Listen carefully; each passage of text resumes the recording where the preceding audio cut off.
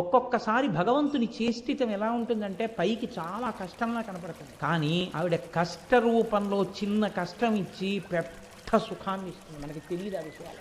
వెనకటికి ఉప్పు వ్యాపారం చేసేవాళ్ళు గాడిదల మీద ఉప్పు బస్తాలు వేసుకుని ఊళ్ళోకి తీసుకెళ్లి అమ్మేవారు. ఒకనకొకప్పుడు ఉప్పు అమ్మే వ్యాపారులు గాడిదల మీద ఉప్పు బస్తాలన్నీ వేసుకుని అరణ్యంలోంచి పెడుతున్నారు. దొంగలు చూశారు, వీళ్ళు ఉప్పు బస్తాలన్నీ పట్టుకెడుతున్నారా, ఉప్పు బస్తా అంటే చాలా బరువు, ఆ ఉప్పు పట్టుకెడుతున్నారు, వీళ్ళు ఉప్పు అమ్మి మళ్ళీ వస్తారు. వచ్చినప్పుడు మనం ఈ ఉప్పు అమ్మిన డబ్బు పట్టుకొని వస్తారు కాబట్టి వీళ్ళని భయపెట్టి డబ్బు దోచుకోవచ్చు. కాబట్టి ఇవాళ పెడుతున్నారు కాబట్టి ఓ 2 రోజుల్లో ఉప్పు అమ్ముకుని వస్తారు, మనం ఇక్కడ హాయిగా మాట వేసి కూర్చుంటే సరిపోతుందని కూర్చున్నారు. ఈ వర్తకులు ఆ ఉప్పు గాడిదల మీద వేసుకుని వెళ్ళిపోతున్నారు. అకస్మాత్తుగా ఆకాశం అంతా నల్లటి మబ్బులు పట్టి వీళ్ళు ఏ ఊళ్ళో అంగళ్లలో ఉప్పు అమ్మాలో ఆ అంగళ్ళు ఇంకో 2 కిలోమీటర్లు ఉన్నాయనగా ఇంకా అసలు కనీ విని ఎరుగనటువంటి వర్షం పడిపోయింది. తల దాచుకోవడానికి కూడా ఎక్కడా నీడలేదు, అంత వర్షం. గాడిదలు ఎక్కడొక్కడ నిలబడిపోయాయి ఉప్పు బస్తాలతో.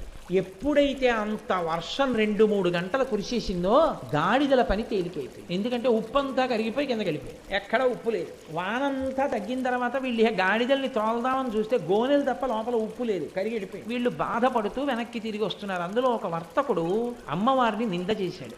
ఏమి నీకు నమస్కారం చేసి ప్రయోజనం, నీకు నమస్కారం చేసి బయలుదేరాను, గుప్పెడు ఉప్పు అమ్ముకోలేదు, ఉప్పు అంతా కరిగిపోయింది, ఈ పాటి ఉపకారానికి నీకు నమస్కారం ఒకటా నేను అని మనసులో బాధ అమ్మవారిని ద్వేషిస్తూ అమ్మవారిని నింద చేస్తూ వెళ్ళిపోతున్నాడు. వెళ్ళిపోతుంటే దొంగలు చూశారు, వస్తున్నారు రోయ్ ఉప్పటికి వెళ్ళిన వాళ్ళు అనుకున్నారు. వాళ్ళకి కరిగిపోయిందో తరిగిపోయిందో వాళ్ళకేం కావాలి, అమ్మేశారు అనుకున్నారు. అని వాళ్ళు ఏం చేశారంటే తుపాకీ పేలిస్తే, ఆ రోజుల్లో బుల్లెట్లు కాదు మందుగుండు, ఇప్పటికీ తిరువిట్రియార్లో పేలుస్తారే అలా మందుగుండు దట్టించి పేల్చేవారు. ఆ చప్పుడుకు పారిపోయేవారు, అందరూ తలకో దిక్కు పారిపోతే దోచుకునేవారు. ఆ మందుగుండు దట్టించి తుపాకుల్లోకి కాల్చారు. కాలిస్తే ఉప్పే కరిగిపోయినంత వాన పడింది కాబట్టి అడవిలోనూ పడింది, మందుగుండు అంతా నిమ్ముకుపోయింది, చల్లగా అయిపోయి వీళ్ళు ఎంత పేల్చినది పేలలేదు. టక్ టక్ తుపాకుల శబ్దాలు మాత్రమే వస్తున్నాయి కానీ మందుగుండు పేల్టలేదు. వీళ్ళు ఆ దొంగల్ని చూసి ఊరే అసలే ఉప్పు పోయింది, వీళ్ళు మన్న కొట్టడానికి తుపాకులు పేలుస్తున్నారని వీళ్ళు దొంగల వెంట పడ్డారు. దొంగలు తుపాకులు వదిలి పారిపోయారు. పారిపోతే ఈ అమ్మవారిని నింద చేసినటువంటి వర్తకుడు మాత్రం పరిగెత్తకుండా నిలబడిపోయి కన్నుల నీరు పెట్టుకుని